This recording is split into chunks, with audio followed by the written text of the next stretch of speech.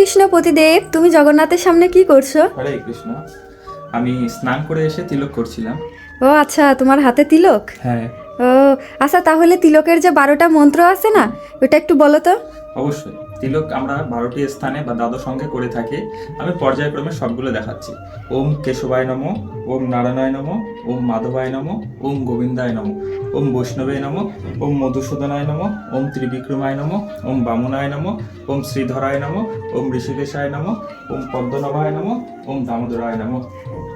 আচ্ছা, দাদার সঙ্গে তিলক করলে এখন এই ক্ষেত্রে তো দুই হাতই ব্যবহার করতে হয়।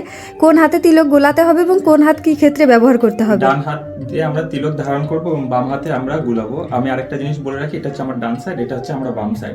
তো যখন আমরা ডান সাইডে তিলক করব তখন বাম সাইড থেকে এভাবে তিলক অনামিকা অথবা মধ্যমা, তিলক করার জন্য দুটো আঙ্গুলি ব্যবহার হয়, অনামিকা অথবা মধ্যমা। ঠিক আছে। যার যেটা সুবিধা সে সেটা ব্যবহার করতে পারবে। আমি যেহেতু অনামিকায় ব্যবহার করি সেহেতু অনামিকা আঙ্গুলি এভাবে নিয়ে এভাবে আমি ডান সাইডে তিলক অঙ্কন করে ফেললাম। আচ্ছা, এবার অবশিষ্ট যে তিলকটা তোমার হাতে থাকবে তখন সেটা কি বলে মস্তকে নিতে হবে? অবশিষ্ট তিলক হাত ধুয়ে ফেলে ওম বাসুদেবায় বলে শিখাতে লাগিয়ে নিতে হবে। আচ্ছা, শুধুমাত্র এতটুকু করলেই শেষ তিলক হ্যাঁ। করা। আর আসমনের মন্ত্রটা আমরা পরবর্তীতে আলাদা একটা ভিডিও করে অবশ্যই দেখাই দিব। তো ভিডিওটা কেমন লাগলো জানাবেন আর অবশ্যই শেয়ার করে দিবেন। ধন্যবাদ সবাইকে। হরে কৃষ্ণ।